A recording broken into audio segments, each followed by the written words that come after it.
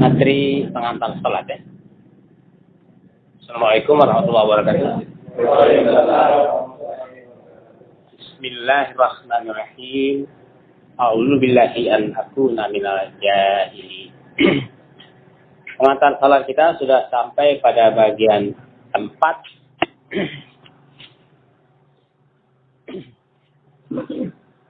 Mari kita ingat kembali. Mari perhatikan kembali definisi ini, bahwa salat sama dengan doa. Di Indonesia kan menjadi doa ya. Oleh orang Kristen ini dibacanya doa. Ya sesuai tulisannya ya. Kalau kita baca doa itu nggak sesuai tulisan. Jadi kalau dibaca secara lugu, doa, bukan doa. Yang benar aslinya adalah doa. Doa pada hakikatnya adalah kerja rohani atau jiwa yang di dalamnya terkandung pikiran dan perasaan. Maksud saya di dalam jiwa itu terkandung pikiran dan perasaan. Dan doa itu mempunyai tahapan sebagai berikut. Ketika diucapkan, doa menjadi permintaan atau permohonan. Ketika hanya disimpan di dalam hati, doa menjadi harapan.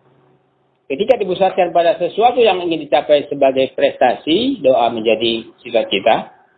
Ketika menjadi keinginan yang menggebu-gebu, doa menjadi ambisi. Ketika menjadi keinginan yang selalu mengganggu pikiran, menghantui, doa menjadi obsesi. Itu ya, yang sudah kita kaji terdahulu ya. Kemudian ingat pula bahwa salat atau doa dilakukan oleh. Jadi pelaku salat ya dalam arti doa sama dengan doa dilakukan oleh pertama Sang Pencipta sendiri, oleh Allah, kemudian oleh malaikat, ini salah tulis ya, malaikat ya, malaikat, kemudian oleh nabi, kemudian oleh mukmin, kemudian semua makhluk hidup yang berakal, baik di bumi dan seluruh jagat yang termasuk di dalamnya burung ya, antara lain ya. Ini seperti yang kita tegaskan kemarin dalam kajian surat An-Nur ayat 41.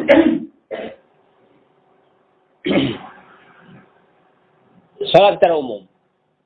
Melalui kenyataan di atas dapat disimpulkan bahwa salat atau doa adalah sesuatu yang bersifat umum, mencakup Allah dan semua makhluk hidup ciptaannya ya. Makhluk hidup saja ya. Makhluk hidup itu kalau dalam istilah bahasa nahwu itu al-akil ya. Al-akil. Yang tidak hidup, ghairu akil ya. Nanti kita akan menemukan istilah seperti itu dalam kajian nahwu ya. Al-akil dan ghairu akil. Al-akil itu makhluk hidup, ghairu akil adalah makhluk yang tidak berakal ya, tidak hidup.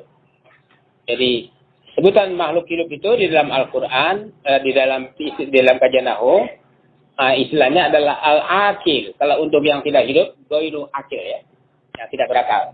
Yang akil itu siapa? Manusia, malaikat, jin, dan lain-lain termasuk burung ya. Tetapi yang tidak hidup, misalnya pohonan ya. Pepohonan, batu, dan lain-lain. Kemudian, hal itu terjadi karena baik Allah, maksudnya bahwa doa itu bersifat umum karena baik Allah maupun semua makhluknya sama-sama mempunyai kehendak. Ya, dalam tanda kutip. Dengan berbagai variasinya. Variasi dari kehendak itu apa? Keinginan, harapan, dan seterusnya ya. Jadi intinya semua semua yang ada, mulai dari Allah sampai pada makhluk hidup, itu sama-sama mempunyai kehendak dan berbagai variasinya. Disebut dengan keinginan, harapan, cita-cita, dan sebagainya. Manusia menurut Quran. Ingat kembali definisi iman secara umum yang menegaskan bahwa manusia pada hakikatnya, semua manusia pada hakikatnya beriman ya. Tanpa kecuali. Saya ulangi. Semua manusia dalam tinjauan umum itu beriman. Tanpa kecuali. Namun dengan catatan bahwa imannya terbagi menjadi dua. Yaitu iman hak dan iman batil ya. Jadi ada yang beriman hak, ada yang beriman batil. Dengan kata lain, semua beriman. Tapi ada yang imannya hak, benar, ada imannya batil. Batil itu bahasa Indonesia batal. batal. Batil isim fa'il ya, batilun. Berarti batilun itu pembatal. Pembatal apa? Ya pembatal kebenaran, pembatal yang hak. Ya, jadi lawan ya. Kalau al-haq tegak, maka muncul al-batil, si batil itu pembatal. Batal itu artinya apa sih? Nggak jadi. Rusak. Jadi al-haq itu menjadi batal, tidak terwujud karena adanya orang-orang batil. Manusia yang beriman hak adalah mereka yang mau hidup dengan Al-Quran. Dan selanjutnya dalam Al-Quran disebut sebagai mukmin. Sedangkan yang beriman batil adalah yang tidak mau hidup dengan Al-Quran. Dan selanjutnya disebut sebagai kafir. Yang saya agak heran itu kalau mukmin disebut orang beriman. Kalau kafir kok nggak disebut orang berkafir ya. Itu bahasa Indonesia ya, anehnya. Kehendak adalah pangkal doa. Saya ulangi, kehendak adalah pangkal doa. Ingat kembali bahwa doa pada hakikatnya adalah kerja ruhani atau jiwa yang di dalamnya terkandung pikiran dan perasaan. Selagi manusia mempunyai jiwa yang normal, pasti mempunyai pikiran dan perasaan. Pikiran perasaan melahirkan kehendak. Pikiran dan perasaan melahirkan kehendak. Kehendak adalah pangkal doa. Pangkal sholat. Sholat dalam arti doa ya. Bukan sholat ritual. Karena setiap manusia pasti mempunyai doa. Sama dengan bersolat. Dengan berbagai variasinya. Setiap manusia berdoa atau melakukan sholat. Berdasar kenyataan bahwa semua manusia mempunyai kehendak, maka otomatis semua manusia mempunyai doa, berdoa, bersolat, dengan berbagai variasinya, yang secara keseluruhan terbagi menjadi doa atau sholat secara sholat mukmin dan doa sholat kafir. Ingat ya, bahwa manusia terbagi menjadi mukmin dan kafir menurut Quran ya. Tapi kalau secara umum manusia iman semua, ya otomatis juga kafir semua. Ngerti nggak yang saya maksud? Umum semua, kafir semua. Jadi, menurut pandangan masing-masing, sama-sama beriman gitu kan. Ketika dia mengacu ke dalam dirinya kan. Jadi ketika dia menuju keluar, telunjuk yang mengacu keluar, maka semua orang kafir kan, menurut dia. Gitu ya. Makanya semua orang itu hakikatnya mukmin, semua orang bersifat kafir.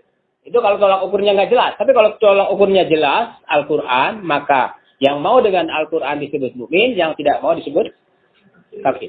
Gitu ya. Makanya kalau ngomong harus jelas tolak ukurnya apa. Kalau menurut gua, misalnya orang Islam, menurut gua orang Kristen itu kafir. Orang Kristen membalas. Kalau menurut gua, itu yang kafir. Jadi kalau dipahami seperti itu, sebenarnya sebutan kafir itu nggak usah bikin stres, gitu. Nggak usah bikin marah ya. Orang sama-sama kafir.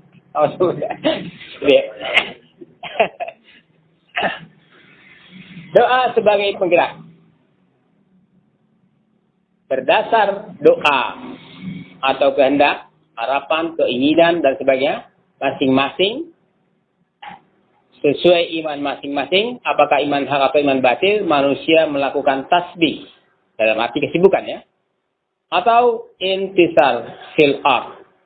Ingat ayat fantasiru fil ard ya, perintah ya. Jadi kalau perintah itu kita ambil, kita serap masdarnya, kita ambil masdarnya, maka fantasiru masdarnya intisar ya. Intisar fil ardi, bertebaran di muka bumi. Jadi pada dasarnya setiap manusia berdasarkan imannya masing-masing bertasbih. Seperti halnya burung juga bertasbih kan? Jangankan manusia, burung aja tasbih. Kata Ian bikin status di Facebook, burung aja tak sholat. Nggak ada yang nanggapin ya, yang pada waga ngerti. Aturan kalau nggak ngerti nanya ya, ini udah nggak ngerti nggak nanya lagi. Jadi dengan demikian kita bisa simpulkan bahwa doa pada hakikatnya adalah penggerak kehidupan makhluk, bukan hanya manusia ya. Doa adalah penggerak kehidupan makhluk, bukan hanya manusia. Termasuk salah satunya burung. Nah ini di dalam kajian filsafat barat itu ada satu ungkapan, satu dalil, satu frasa yang berbunyi, ini terkenal ya, ini dalil ini terkenal di kalangan orang yang mengkaji filsafat. bunyinya itu cogito ergo sum. Ya nggak tahu ngucapinnya kayak apa nih. Pokoknya bacanya cogito ergo sum gitu. Setiap orang yang mempelajari ilmu filsafat pasti bertemu dengan dalil berbunyi cogito ergo sum. Aku berpikir karena itu aku ada. Dalil bahasa Latin ini aslinya berbahasa Prancis, yaitu kutipan dari sebuah buku Discourse on the Method. Ini kok judul bukunya bahasa Inggris malah. Ini saya ambil dari Wikipedia ya. Sumbernya dari Wikipedia. Dari bukunya ditulis oleh orang Prancis, tapi kok judulnya berbahasa Inggris. Mungkin memang bahasa Inggris ya. Mungkin ditranslate atau mungkin juga memang aslinya bahasa Inggris. Karena bahasa Inggris lebih luas. Lebih banyak pembacanya. Jadi buku itu, dalil itu berasal dari Discourse on Method yang ditulis oleh filsuf Prancis René Descartes. Nggak tahu bahasa aslinya bacanya gimana ya. Pokoknya gue baca René Descartes aja lah. Mau dibaca Descartes juga boleh lah. Emang yang punya tahu apa? Ini ditulis pada tahun 1637 ya. Jadi yang mau saya tekankan di sini, di dalam kajian filsafat barat itu ada dalil cogito ergo sum. Konon dalil ini telah menjadi landasan filsafat barat. Karena dianggap sebagai landasan semua pengetahuan. Dengan kata lain, bagi para filsuf barat, pikiran adalah sumber ilmu. Ya, jadi orang barat semua pikiran adalah sumber ilmu. Ya, tentunya ilmu yang idealis ya. Ya ini kosong. Ini kan tadi saya lagi nulis ini digangguin sama istri saya. Bang, abang cepet sama tuh udah menjemput. Jadi belum terisi nih. Ya, jadi saya langsung aja ke ini. Jadi uraian yang kosong itu adalah bahwa bagi orang barat, para filsuf barat terutama ya. Ingat, para orang-orang barat itu sangat mendewakan filsuf. Ya. Beda dengan kita, kalau kita mendewakan dukun, misalnya Mbah Subur gitu ya. Yang Subur ya, bukan Mbah ya. Yang itu kan bahasa Jawa. Mbah bahasa apa? Bahasa Jawa juga. Mbah. Jadi bagi orang barat, filsuf itu ibaratnya dewa, sumber ilmu. Tapi para filsuf sendiri mengatakan bahwa sumber ilmu itu adalah pikiran ya, pikiran. Jadi kalau si René Descartes mengatakan cogito ergo sum, saya berpikir karena itu saya menjadi ada. Jadi kalau saya tidak berpikir berarti saya nggak ada. Balikannya kayak gitu. Jadi sekarang kalau orang nggak suka berpikir berarti dia nggak ada apa ya, nggak ada nilainya kira-kira gitu ya. Baru pikirnya nggak ada pikirannya banget nih orang.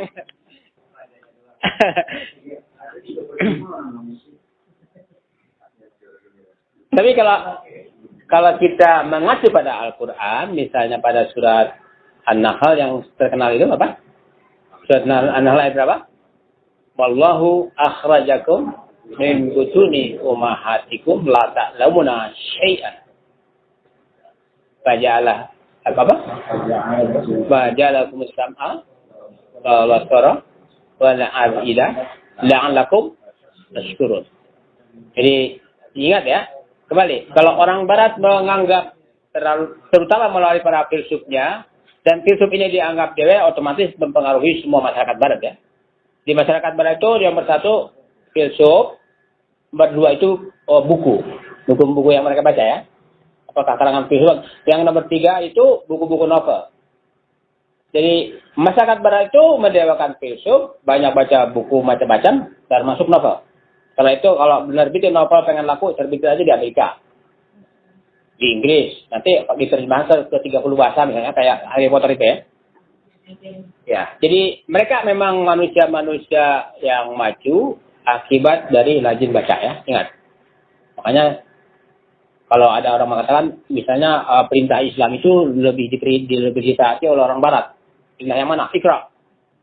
Ya. Bacalah. Nah, kalau orang barat membaca, walaupun yang dibacanya buku-buku macam-macam, termasuk novel, buku-buku filsuf. Nah, kalau orang Indonesia nggak suka baca. Nggak suka baca. Pada umumnya tidak suka baca.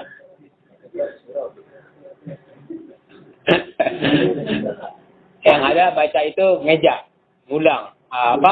Seperti baca mantra ya. Misalnya baca Al-Quran, baca Qul huwallahu ahad. Ya udah baca aja, pokoknya bunyiin.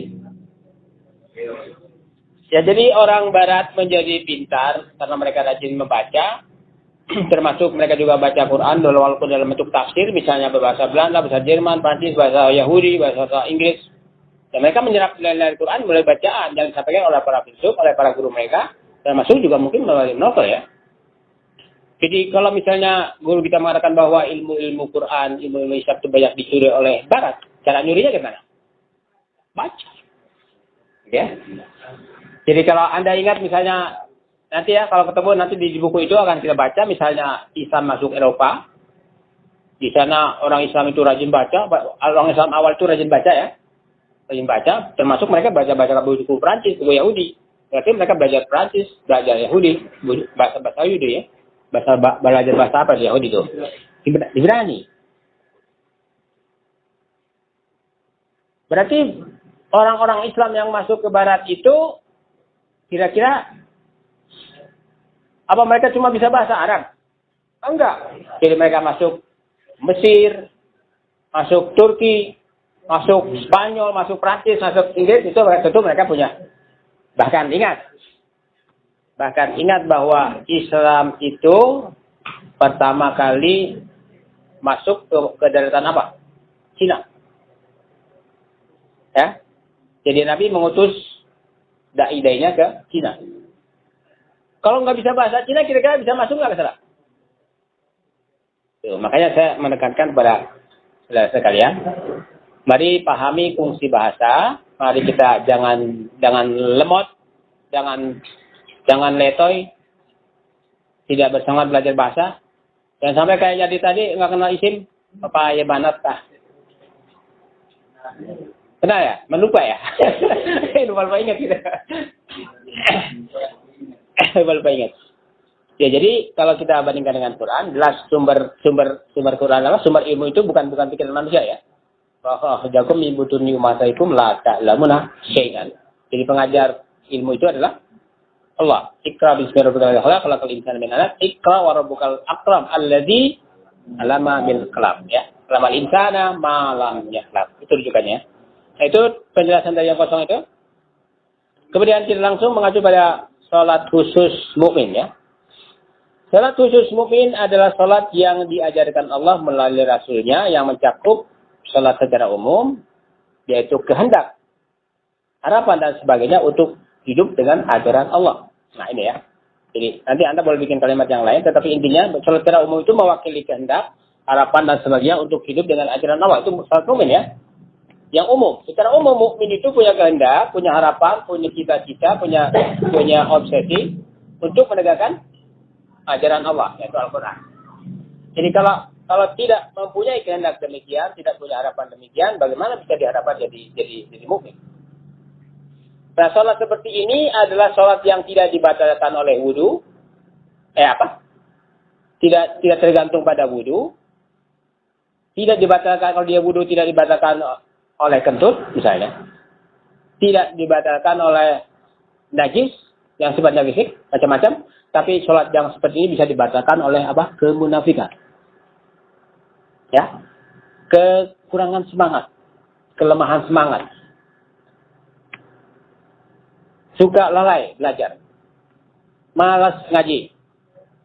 Datang ke tempat ngaji, telat. Alasannya kalau nggak datang, kata Sarif tadi, ini Jaswadi kagak datang, pura-puranya jagain anak. Padahal ngapain? Makan bola.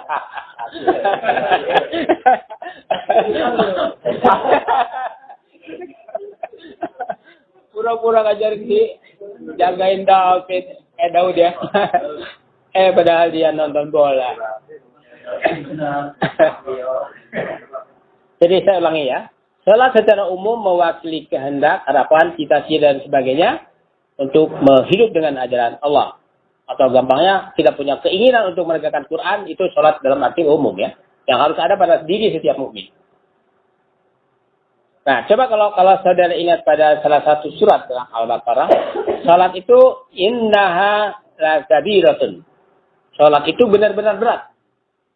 Ila alal khasiin. Nah, kira-kira itu kaitannya dengan sholat yang mana itu yang dimaksud? Apa sholat ritual? Di situ dikatakan oleh Allah bahwa khusyuk itu timbul lebih dulu daripada sholatnya. Khusyuk dulu baru sholat. Nah ini kan orang ribut bagaimana sholat khusyuk gitu ya. Bagaimana khusyuk dulu baru Anda sholat. Bagaimana Anda punya keinginan dulu, punya kehendak dulu, punya cita-cita dulu, punya ambisi dulu untuk menegakkan Quran, baru bisa sholat. Nah sekarang kenapa banyak orang yang malas misalnya melakukan sholat?